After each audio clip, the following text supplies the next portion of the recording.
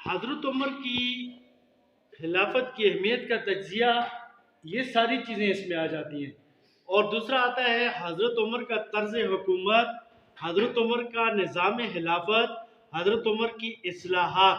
یہ ساری چیزیں آج کے اس پیریڈ میں آپ کے لیے کلیئر کرتا ہوں۔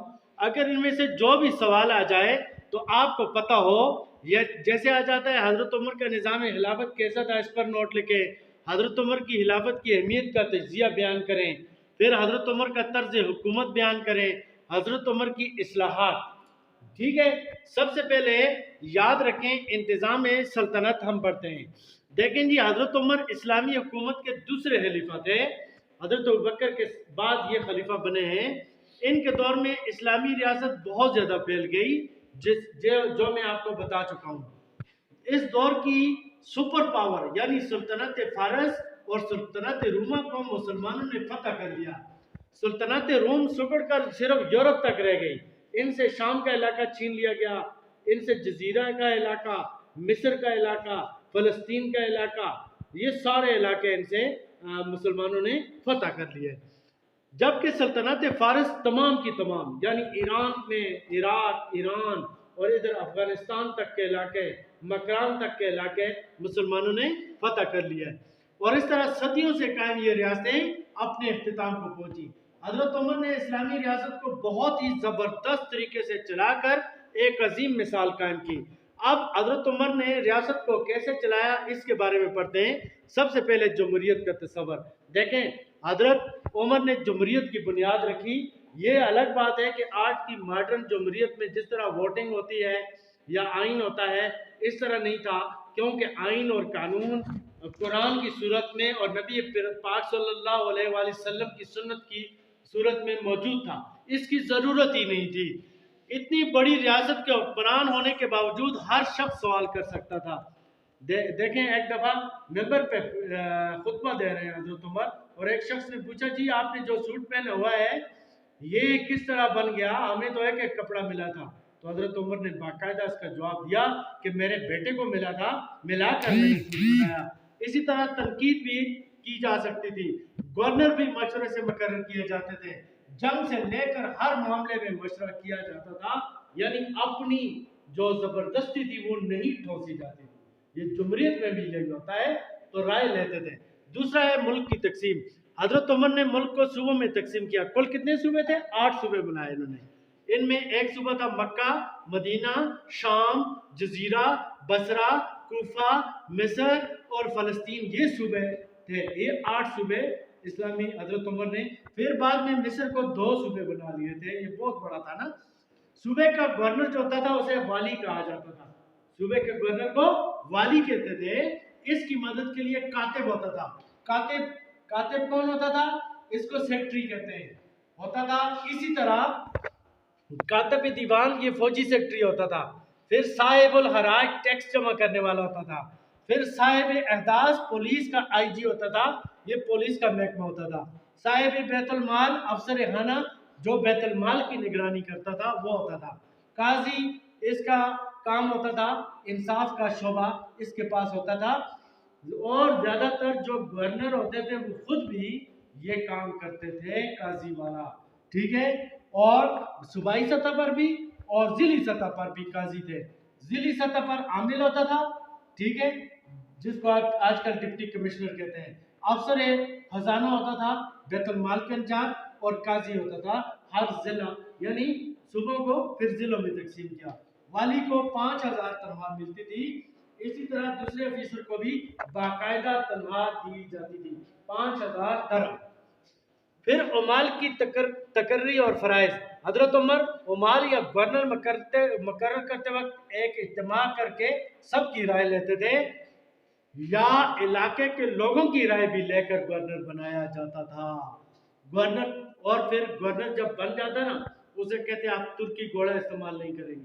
ترکی گھوڑا جو ہے بڑے لوگوں کا ہوتا ہے، تو اس نے کہا نہیں، یہ نہیں استعمال کر سکتے۔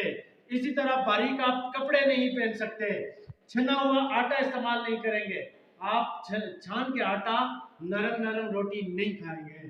اور اسی طریقے سے گورنر کا دروازہ کبھی بند نہیں ہوگا، کھلا ہوگا۔ جو بھی آئے گا آپ اس کے جو مسئلہ ہے اسے حل کریں گے. کوئی چوکیدار دروازے پہ نہیں ہوگا. اچھا، اور یہ بھی کہا کہ حج کے دنوں میں سارے گورنروں سے کہا کہ آپ آیا کریں.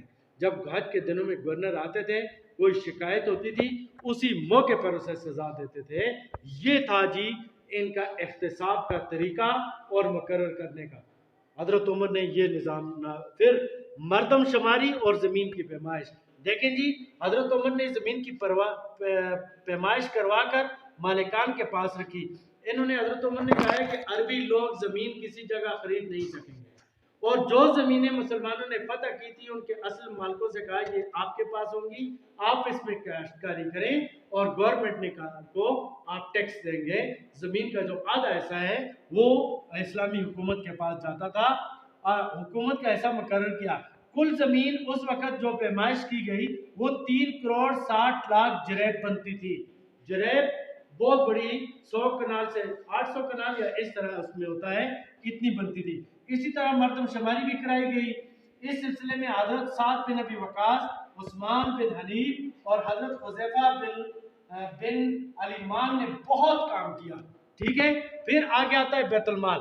یہ دیکھیں حضرت ابوبکر صدیق کے پاس بھی بیت المال کا ایک چھوٹا سا کانسیپٹ تھا، لیکن جو مال آتا تھا اسی وقت تقسیم کر دیتے تھے. بعد میں اسلامی ریاست بہت زیادہ بڑھ گئی تو حضرت عمر نے پہلی بار بیت المال قائم کیا. ہر صوبے میں بیت المال ہوتا تھا اور مرکزی بیت المال مدینہ میں تھا. صوبے میں اور ضلعوں میں بھی بیت المال آتا تھا. زکوٰۃ کے پیسے آتے تھے اور جو ٹیکس بھی آتا تھا وہ سارا ٹیکس جب تنخواہیں وغیرہ دے کر بچ جاتا تھا تو وہ مدینہ کو بھیج دیا جاتا تھا. صوبوں سے زائد رقم مرکزی بیت المال کو بھیجی جاتی تھی. عبداللہ بن ارقم جو تھے نا، یہ بیت المال کے انچارج تھے. ان کے پاس باقاعدہ رجسٹر ہوتا تھا. جس کو وظیفہ دیتے تھے وہ بھی لکھتے تھے، جس کو تنخواہ دیتے تھے وہ بھی لکھتے تھے. جتنا مال آتا تھا ساری باتیں اس میں لکھی جاتی تھی. بیت المال کی آمدنی میں کیا کیا چیز تھی؟ مال غنیمت تھا، یعنی جب مسلمان کسی علاقے میں قبضہ کرتے تھے وہاں سے سونا، چاندی، سکے، مال جو بھی ملتا تھا اس کا مال غنیمت جو ہے فوجیوں میں تقسیم کرتے تھے اور 5واں ایسا بیت المال میں جمع ہوتا تھا. پھر زکوٰۃ جو تھی، دیکھیں اسلام نے زکوٰۃ کا سسٹم رائج کیا ہے. 100 میں سے 2.5 روپے آپ زکوٰۃ دیں گے تو وہ ساری زکوٰۃ جو جن لوگوں سے کلیکٹ ہوتی تھی وہ بھی بیت المال میں. اسی طرح عشر جو ہوتا ہے، اگر یہ زرعی پیداوار کا 10واں حصہ ہوتا ہے.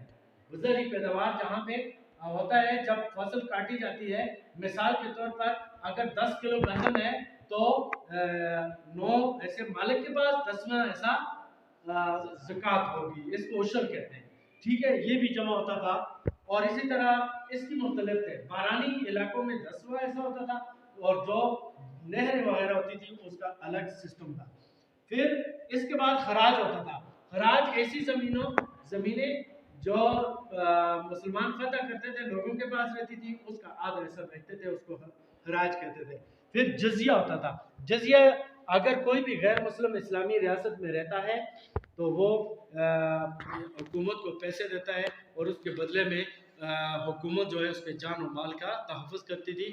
لیکن اس میں بھی بچوں سے نہیں لیا جاتا تھا، عورتوں سے، ضعیفوں سے، بوڑھوں سے نہیں لیا جاتا تھا. پھر ایک اور ٹیکس تھا جس کو عشور کہتے ہیں. عشور کیا ہوتا تھا؟ جب کسی اور ملک سے یعنی دوسرے کسی ملک سے ٹیکس آتا تھا اسلامی ملک میں تو اس سے یہ ٹیکس لیا جاتا تھا. پھر ہمس میں بتا چکا ہوں، یہ یعنی 5واں حصہ ہوتا تھا جب مسلمان کسی علاقے کو فتح کرتے تھے. تو یہ اس کا ذریعہ آمدنی تھا. پھر حضرت عمر کا اور کارنامے کیا ہے؟ سن ہجری کا اجرا. دیکھیں سن ہجری کا اجرا جب نبی کریم صلی اللہ علیہ وسلم مکہ سے مدینے آئے تو جس تاریخ کو آئے وہاں سے حضرت عمر نے کہا کہ اسلامی کیلنڈر جہاں سے شروع ہوگا آج تک وہی جاری ہے. آج کیا ہجری ہے؟ آج کل تقریباً کتنی ہے؟ 1450 ہے یا اسی طرح ہے نا، 1447.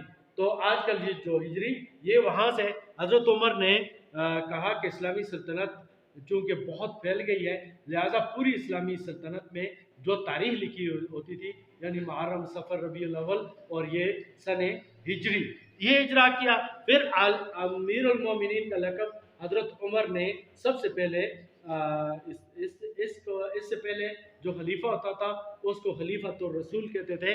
حضرت عمر نے امیر المومنین کا لقب اختیار کیا. پھر رفاع عامہ کے کام دیکھیں، حضرت عمر رضی اللہ تعالیٰ عنہ نے جتنے بھی یہ بیت المال تھے رفاع عامہ کے بے شمار کام کیے. لنگر خانے کھولے، بچوں کا وظیفہ، اسی طرح جو بچہ پیدا ہوتا اس کا وظیفہ، بوڑھوں کا وظیفہ، اور اسی طرح جو معذور لوگ تھے ان کا وظیفہ مقرر کیا. پھر اسی طرح حضرت عمر رضی اللہ تعالیٰ عنہ نے اس کے علاوہ رات کو گشت کرتے تھے. اگر کوئی فریاد دیکھتے کوئی تکلیف میں ہے تو اس کی، ایک دفعہ کہتے ہیں کہ ایک عورت تھی، دیکھا جی تو اس نے آگ جلا رہی ہے اور وہ اندر گئے. انہوں نے کہا کیا مسئلہ ہے؟ انہوں نے کہا جی کھانے پینے کو کچھ بھی نہیں ہے، میں بچوں کو یہ ویسے ہی پانی رکھا ہوا ہے اور میں کہتی ہوں ان سے کہا ہے کہ بھائی یہ آپ کے لیے حلوہ بن رہا ہے تو میری کوشش ہے کہ یہ بچے سو جائیں. حضرت عمر اسی وقت اپنی پیٹھ پہ لاد کے آٹا لے کر آئے، کھجور لے کر آئے، اس کو دیا، بچوں کو کھلایا. تو یہ حضرت عمر رات کو اٹھ کر گشت کرتے تھے. اچھا اسی طرح حضرت عمر رضی اللہ تعالیٰ عنہ نے نہریں دی. سب سے پہلے ہم پڑھتے ہیں نہر معقل. یہ نہر دریائے دجلہ سے، اس سے پہلے ایک اور نہر ہے نہر ابو موسیٰ، یہ دریائے دجلہ سے نکالی گئی اور یہ نہر 14 کلومیٹر لمبی تھی. اور یہ کیوں نکالی گئی؟ بصرہ میں پانی کی قلت تھی تو وہ دور کرنے کے لیے. پھر نہر معقل یہ بھی دجلہ سے نکالی گئی ہے. پھر نہر سعد جو ہے یہ سعد بن نبی وقاص نے انبار کے باشندوں کے لیے نکالی، لیکن راستے میں پہاڑ آ گیا. بعد میں حجاج بن یوسف نے اس نہر کو مکمل کیا. اسی طرح نہر امیر المومنین، دیکھیں جی 18 ہجری کی بات ہے کہ عرب کے اندر بہت بڑا قحط آیا، بارشیں نہیں ہوئی اور باہر سے اناج یا چیزیں لانے میں بڑی تکلیف ہو رہی تھی. تو انہوں نے حضرت عمر رضی اللہ تعالیٰ عنہ نے اس کے لیے ایک نہر کھودی اور یہ نہر جو تھی 140 کلومیٹر لمبی تھی جو بحیرہ کلثم اور دریائے نیل کو آپس میں ملاتی تھی. اس نہر کی مکمل ہونے پر اناج جدہ تک آ جاتا تھا. ٹھیک ہے، یہ ہم نے نہری نظام بھی پڑھ لیا. تو یہ جی حضرت عمر رضی اللہ تعالیٰ عنہ کا انتظام سلطنت آج میں نے آپ کو بتایا ہے. ٹھیک ہے.